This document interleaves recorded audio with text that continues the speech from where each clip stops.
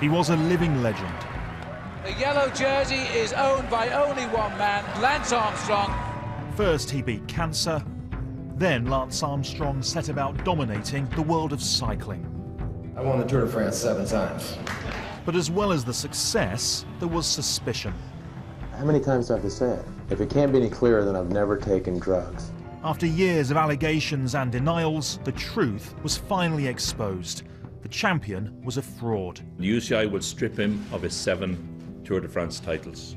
Banned for life, Armstrong confessed. Oprah, Lance Armstrong, no holds barred. So what now for sport's most infamous drugs cheat? 2 years on from the scandal, I've come to Austin in Texas to meet Armstrong. It's here, in his adopted city, where the American's been keeping a low profile since USADA, the United States Anti-Doping Agency, described him as ringleader of the most sophisticated and professional doping program sport has ever seen. Cycling's still big here, but these days there are few signs of the man who used to be Austin's favourite son. So how had he changed? In the bike shop he still owns here, Armstrong gave me a rare insight into his life. His first TV interview since coming clean.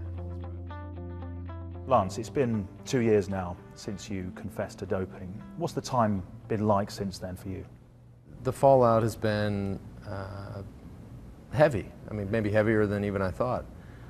And the way that that I sort of told my story or told the world through Oprah is as good a job as I think she did, or is the best job she could do for herself.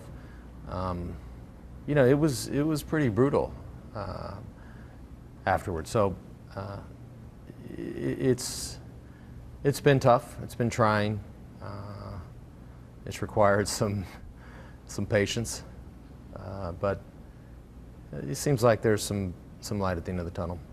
My biggest fear was I'd have that day where one of my older kids, my 2 youngest ones are too young to even know, or their classmates to know.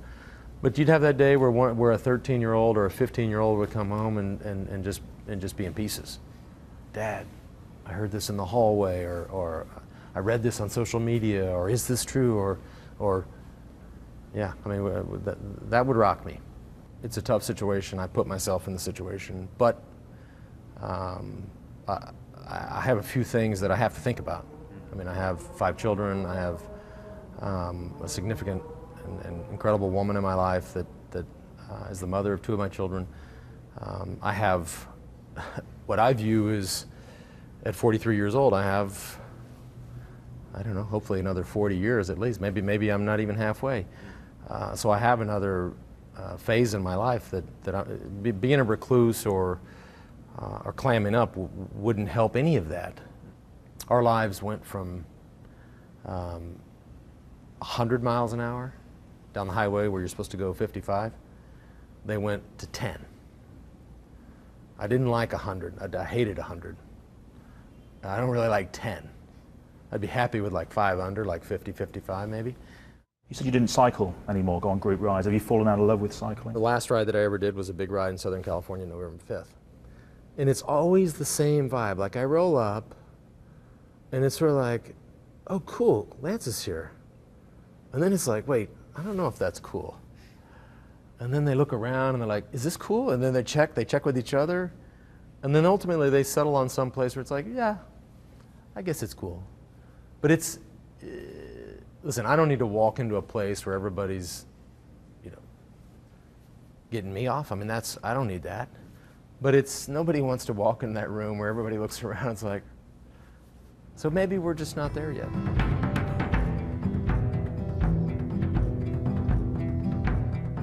Behind these gates here in the hills above Austin is the multi-million-dollar mansion that Armstrong bought himself back in 2004. But his public disgrace has cost him dear. His sponsors have deserted him, and as the legal challenges mounted up, he sold his dream home. What has been the financial toll? Can you put a figure on it? Is that possible? It's probably possible, but I can't even bring myself to utter look, it is what it is. It's significant, but That's my life. I mean, nobody's going to feel sorry for me for if the number is $1 or $100 million. It is what it is, and that's not. I'm focused on what happens tomorrow, and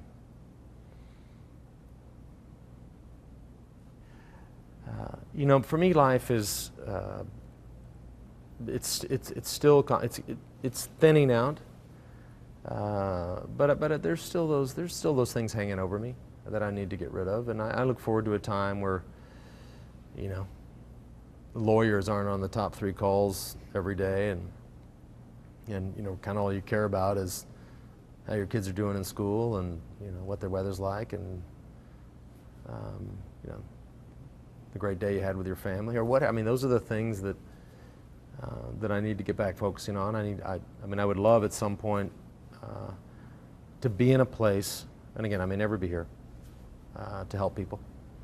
It's something that I never really cared to sort of advertise. It got advertised, but it was, I'd love to be back. And it's, I guess on a private level, I still do it on a one-on-one basis almost daily. You can still inspire. You've discovered this, have you? People still are inspired by you. You can still help people, give them belief, regardless of what's happened. There are still those people out there. The group is, that audience is smaller than it was before, but it doesn't matter. I don't need a field of 1,000 people. Everybody can tell you that, I mean, if whoever needs help, I'm happy to help. This is the headquarters of what used to be called the Lance Armstrong Foundation, the charity he set up in the wake of his fight against cancer. To date, it's raised over $500 million and sold more than 85 million of these, the famous yellow wristbands. But after his fall from grace, it severed ties and renamed itself Livestrong. I spent a long time trying to build up an organization to help a lot of people, and I can't lie, I mean, it hurts that that's sort of been put away and almost forgotten. And almost in some parts of this story or some parts of the world, almost discounted, as if it was a sham, or as if it was PR, or all of these taglines that we use. It wasn't. I mean, that was very real, and it meant a lot to me. And and listen, the cut that is the deepest, forget what the guy on the street thinks about whether or not Livestrong was a sham. The deepest cut was Livestrong saying, you need to step away. How much that hurt? Oh yeah, I mean, it doesn't get worse than that. But we are where we are, and there's no chance of reuniting with them. Is that gone forever? Well, forever is a big word. I'm not going anywhere.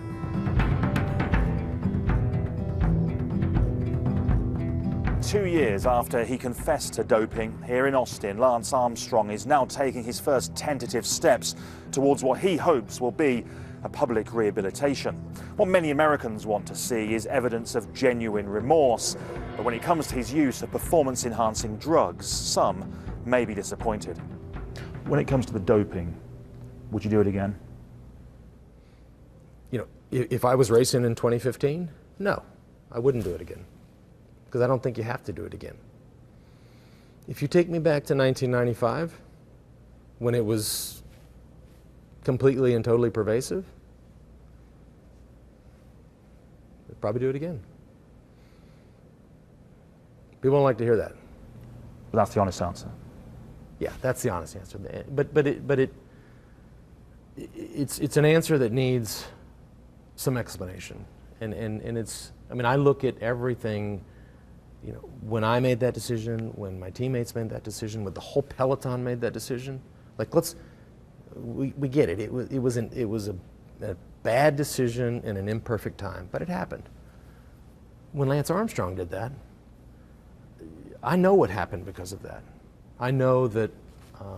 I know what happened to the sport of cycling from 1990 to 2005.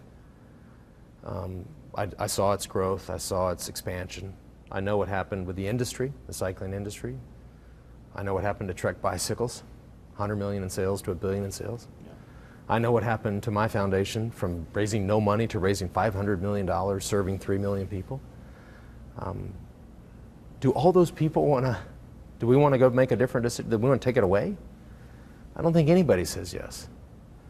But what we want and what I want, I don't really care what anybody else wants. I'll tell you what I would want to do, is I would want to change the man that did those things. Maybe not the decision, but the way he acted.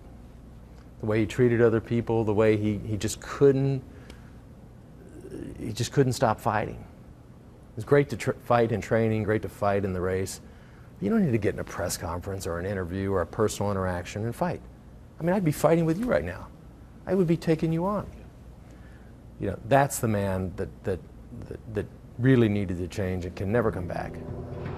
Armstrong's shop is a meeting point for Austin's cycling enthusiasts. So what do they now think of their former hero? Our view of it's pretty complicated now. You know, to hear about the level of which he drove his team to dope, and, you know, the way that he bullied journalists, the way that he bullied friends and family, that's what really affected me, was the personal thing. The cycling community, especially those in the racing community, may be still a little bit uncomfortable. I think he was one of many who probably cheated. I think the big problem was the way he handled it, not the fact that he cheated. If you were a man on the street or a cycling fan, would you forgive Lance Armstrong now? Would you say it's time to move on? Well, that's really not fair. I mean, listen, I'm not going to lie to you. I mean, selfishly, I would say, yeah, we're getting close to that time. But that's me. I mean, my word doesn't matter anymore. I mean, what matters is ultimately what collectively those people on the street, whether that's the cycling community, the cancer community, it matters what they think. I mean, listen, of course I want to be out of timeout. I mean, what kid doesn't? Armstrong's still proud of his 7 yellow jerseys, believing they were won in an era when doping was commonplace and he was the best rider. Do you think you should have those 7 titles back? It's not for me to say. Listen, I mean, I think if I'm not the winner, I think there has to be a winner. I mean, and I'm not saying that, I'm just saying that as a fan. You know, you can't have, if you go to Wikipedia and you look at the Tour de France and you go to the list for 100 years, you know, there's this huge block in World War I, there's no winners, World War II, there's no winners, and then all of a sudden it almost seems like there's another World War. There has to be a winner. But that's not for me to say, and look, I'm not trying to, you know, puff myself up here. It was an unfortunate time. It was a terrible time. But it was an imperfect storm, and there needs to be a winner. And you know, listen, I don't think history is stupid. I can tell you history is not stupid. History ultimately rectifies a lot of these things. And if you had to ask me what I think is going to happen in 50 years, I mean, I don't think it sits empty in 50 years. Maybe there's somebody else's name in there, but you can't leave it empty. Do you feel that you've been made the scapegoat? Well, I deserved my actions and reactions and the way I treated certain scenarios were way out of line. So I deserved some punishment. Has it gone too far? Of course I'm going to say yes. But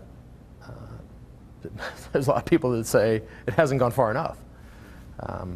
But just again, just for the good of the sport, I don't see how we can. I mean, I think there has to be some semblance of balance. What's really frustrating is that if my mom got MS tomorrow, and thank God she didn't, and doesn't have it, but whatever, and that was something that I wanted to help, and I wanted to go work for, and I wanted to run the Boston Marathon and raise $100,000 for the MS Society. I couldn't do it, and I wanted to not just run. I'm going to walk it. run a little bit, walk the aid stations, and finish in like 4 hours and 15 minutes. But raise $100 grand. I can't do it. That's wrong. I don't know how anybody thinks that's right. But isn't that the nature of a punishment, that it has to be a deterrent to others? Okay. It has to set an example. Some would argue, and that may be at the frustrating. expense of others. Nothing benefits me by going and running a slow marathon. These are just extreme examples. But I don't think anybody thinks that that's right. Where are all the other players in the story? I get it. I need to be punished. But we got to look at the whole, don't we have to look at the whole play? If everybody says, if we all agree that we're going to make one example, everybody did the same thing, but we're going to make one example and we're good, then I'll be that guy. I don't think everybody thinks that way. But if we think, okay, that's it, we're hanging one dude, give him the news.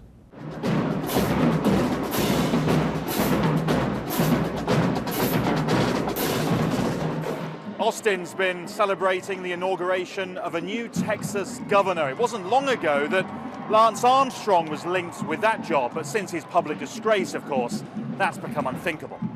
It's unfortunate that he was a hero to a lot of children, and now our young people think, oh, drugs, is that the way to go? I've never heard Maybe of him not. now. I think it just faded away into oblivion. Is it time to move on? Is it time to forgive? I think it is time to move on. I mean, yes, he's been publicly humiliated, but, you know, I think a lot of things went on during that particular time in the cycling history that a lot of players were doing very similar things, but, yep, I think it's time to move on. He's made a big mistake that he needs to do some things to amend for that.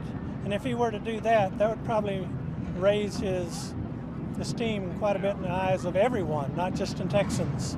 And yes, he was a hero here in Austin, but people make mistakes. He needs to learn from that and then help others to not make those same mistakes. You were the ringleader. It wasn't just the doping, it was the bullying, it was the intimidation, it was the lying under, in depositions, betraying of your friends. Right, and some of that's true, some of that's not true. And there was certainly a dishonesty there that I think is totally regrettable and inexcusable. The ringleading, the bullying, not totally true. But you didn't cooperate with USADA and others did. So there's another inconsistency.